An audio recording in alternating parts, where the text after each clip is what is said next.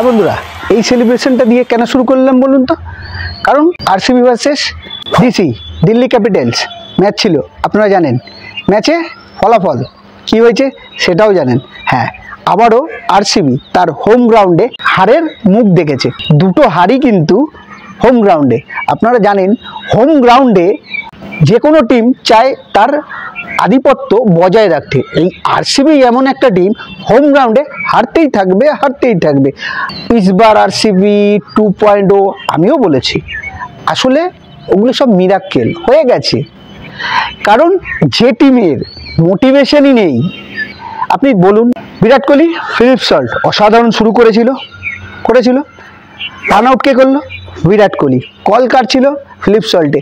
Response কে করেছিল? বিরাট কোহলি। না কে করলো? বিরাট কোহলি।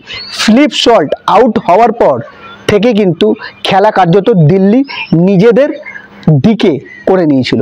মুকেশ কুমার যখন বোলিং করতে আসে তখন ব্যাটিংয়ে ছিল দেবদত্ত পাডিক্কর, যার ব্যাটে বলই লাগছিল না।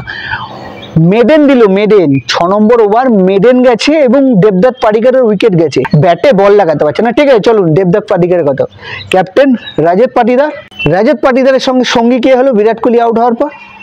লিয়েং লিভিংস্টন দাঁড়াতে পারলো না। দাঁড়াতে পারলো না, খেলার ইচ্ছা নেই। একটা ভালো ব্যাটার আউট হয়ে গেছে বা একটা পার্টনারশিপ তৈরি করতে হবে, সেরকম কোনো মোটিভেশনই নেই। এলো গায়ারাম। ক্যাপ্টেন যে একটা ধারাবাহিকভাবে খেলবে বা দায়িত্ব নিয়ে ম্যাচ ফিনিশ করবে, তার সেটার মধ্যেও নেই। আউট হলো কখন?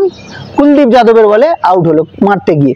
আরে আমার টিমকে একটা ভালো জায়গায় পৌঁছাতে গেলে রানটাকে তো সেই জায়গায় নিয়ে যেতে হবে। এই যে রানটা 163 গেছে শুধুমাত্র টিম ডেভিডের জন্য। আর একটা প্লেয়ার জিতেশ শর্মা, বল যেন বুঝতেই পারছে না কোন দিকে যাবে। কোনো কারোর রেসপন্সিবিলিটি নেই, এই টিমটার মধ্যে কোনো রেসপন্সিবিলিটি বোধ নেই। বোলাররা বল করবে, আমরা আমাদের মতো আসবো, মারবো, লাগলে লাগলো, না লাগলে গেল। তাই বললাম, এই টিমটার ভবিষ্যৎ বেশি দূর নয়।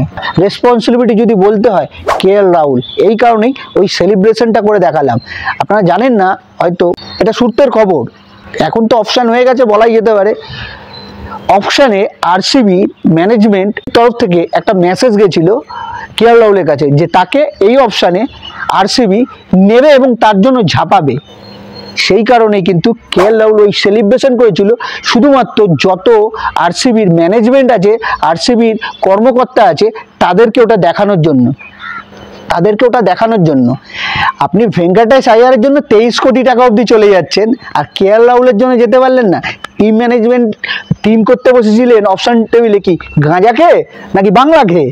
আপনি কার সঙ্গে কার তুলনা করছেন? কেএল রাহুলের সঙ্গে কার? ভেঙ্কটেশ আইয়ার। আমি কোনো প্লেয়ারকে ছোট করছি না। KL Rahul always class. আর কেএল রাহুল সেই ক্লাস প্লেয়ার। ইনিংসটা দেখেছেন তো? ক্যাচ ফেলার পর একা দায়িত্ব নিয়ে যখন 4 উইকেট পড়ে যায়, তারপরে স্টাফকে নিয়ে যে ব্যাটিংটা করলো, অসাধারণ। দেখেছেন তো? প্রথমে 28 বলে 29 রান, বল আর রান সমান ছিল, সেখান থেকে 94 ম্যাচ উইনিং পারি, আর তারপর সেই সেলিব্রেশন। যাই হোক, আরসিবি ফ্যান আমিও, বা আরসিবি ফ্যানেদের কাছে কিন্তু খুব খারাপ খবর। কারণ হোম ম্যাচ যদি হারতে থাকে, তাহলে আরসিবি কিন্তু কোয়ালিফাই করা সুপার 4-এ খুবই কঠিন। দেখে নেবেন আর মিলিয়ে নেবেন কথাটা। ম্যানেজমেন্ট সত্যি কেন যে কাপ পায় না, এই হচ্ছে তার প্রমাণ। বলেছিল না ইসালা কাপ নাম দেয়, ইসালা না, আগলে 24 সাল তক কাপ আসবে না আরসিবির কাছে। কাপ প্লেট কিনে নিয়ে আসতে হবে ঘর দিয়ে আরসিবিকে। হ্যাঁ, যাই হোক, ব্যাটটা মনে রাখবেন, এই ব্যাটটা কেএল রাহুলের সেলিব্রেশনটা মনে রাখবেন আরসিবির ফ্যানরা। আবার দেখা হবে দিল্লিতে, আবারও দেখাবে আরসিবির ম্যানেজমেন্টকে। প্লেয়ারদের বলছি না, প্লেয়ারদের কি দোষ? যে প্লেয়ারকে যেভাবে নেবে সেই তো সেরকম খেলবে। ক্রিকেটের ওই দেবতা বলে না সচিন তেন্ডুলকার, আপনি জানেন তো?